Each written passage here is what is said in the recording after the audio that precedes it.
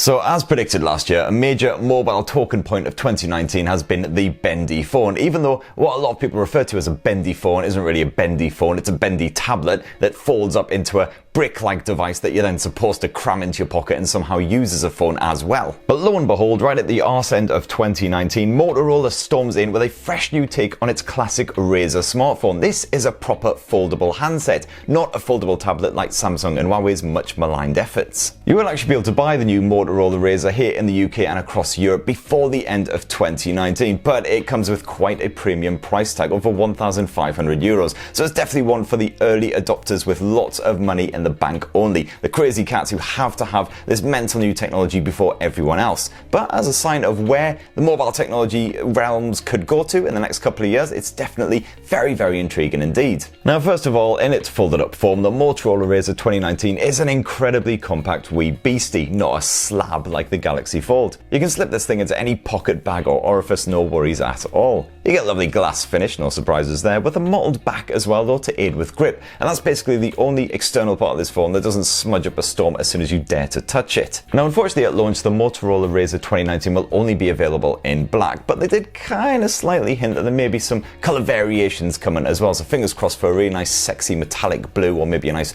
bright vibrant red. Now this 205 gram weight, Motorola's new blower definitely has a decent heft to it, but it's still comfortably within the confines of premium smartphones, unlike the other brick-like foldable devices I've played with recently. And as I mentioned before, the Moto Razr is impressively tiny when it's folded up, but also nice and super skinny when you open it up as well. That stainless steel dual hinge mechanism feels reassuringly sturdy and also works seamlessly as well. You seriously can't see or feel any kind of groove in the middle of that display when it is spread wide open. It's very impressive indeed. The Motorola execs certainly seem confident at the Razr 2019's launch that dual hinge system and the bendy screen should comfortably survive the full length of a 2-year warranty, and it's promising a quick 24-hour turnaround time for any issues that may crop up as well, so you can get your phone replaced in a jiffy. Definitely reassuring given Samsung's recent woes. And apparently the Razr 2019 is also scratch resistant and water repellent, but I'll be fully testing that out when I get my hands on a review sample. Now on the front of the phone, when it's all folded up, you get a dinky quick view screen. It's a 2.7-inch OLED panel with an 800 by 600 pixel resolution. Certainly seems nice and crisp and reasonably colourful as well. On that panel you can see any incoming notifications, and you can also directly interact with them as well, so you can reply to messages and everything without actually bothering to open up the Razr. You can also mess around with the phone settings, play with your media controls, turn on the Google Assistant, all kinds of stuff when the phone is folded up like so. Now as soon as you begin to unfold this beast, the main 6.2-inch OLED screen kicks into life. You get a nice bit of continuity between that external display and the big screen, so whatever feature you were using in the folded up form will then pop up onto the main Razr display once it's opened up. You get the same CinemaVision 21:9 aspect ratio as some of Motorola's recent One branded handsets, very well suited to movies and the like, supported by about half of the film content on Netflix, but unfortunately there is a chunky notch intruding on the view, so if you do go full 21:9 that will crop in to some of the content, and of course any unsupported content is then cropped considerably top and bottom if you do go full screen. But with that 2142 by 876 resolution, all of your content and certainly the menus and everything else looks nice and crisp and punchy.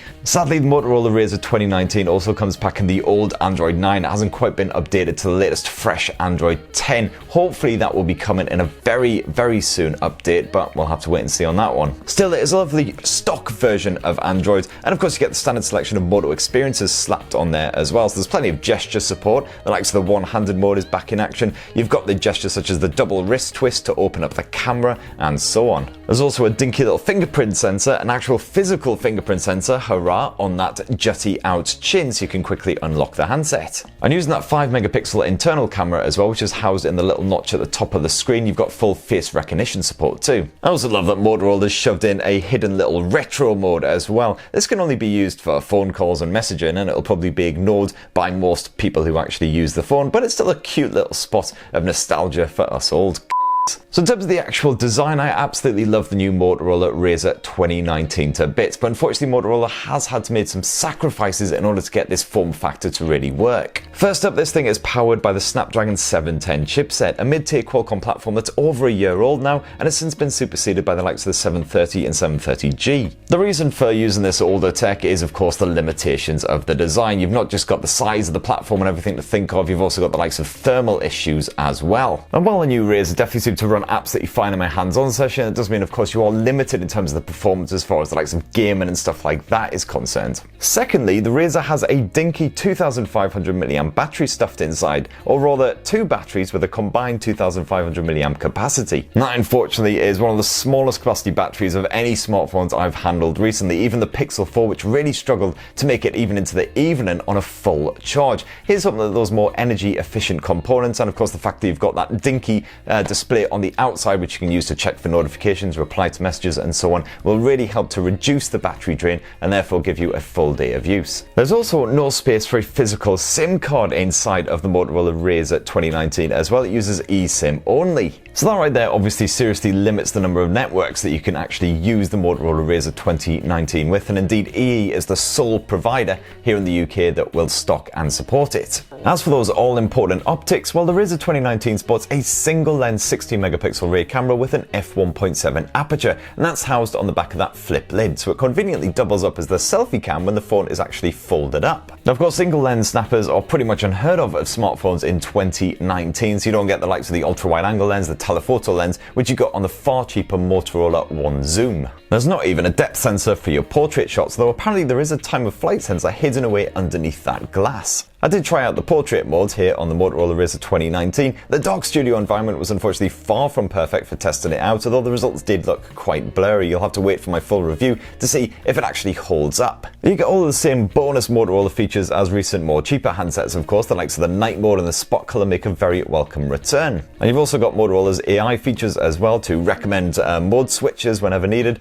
straighten up wonky shots and so on. And one cute and unique little feature which will definitely be appreciated by parents is the fact that you can flash up a little funny face on that external display to actually attract your sprog's attention and get them looking at the bloody camera lens. And then buried away in that notch up top is a 5-megapixel selfie camera, which is of course best used for Skype sessions, as you can simply close up the Razr 2019 and use the main camera to grab an Instagram snap whenever you need to. So the new Motorola Razr 2019 smartphone should go on sale here in the UK and in select European markets come the end of 2019. So December time basically, and yeah, it's going to cost a lot. 1,599 euros was the price they quoted us, so you can expect it to basically cost $1,500 here in the UK. And that is definitely a high price to pay because of course you do get the limited performance, the battery life probably won't be amazing, the camera tech is also very limited compared with a lot of rivals which cost just £300 or £400, let alone over £1,000. So yeah, it's going to be one for those early adopters, but definitely very intriguing to see where this technology takes us, and if we can do more and more handsets with that sort of foldable clamshell design but really bring the price down as well, that would be fantastic because I really do love this form factor. So what do you reckon? Are you tempted by the new Motorola Razr? Definitely be great to hear your thoughts down below. Are you more tempted by the ridiculously big bendy tablet things instead? Be great to hear your thoughts, and please do subscribe and ding that notifications bell for more on the latest and greatest tech. Cheers everyone, love you!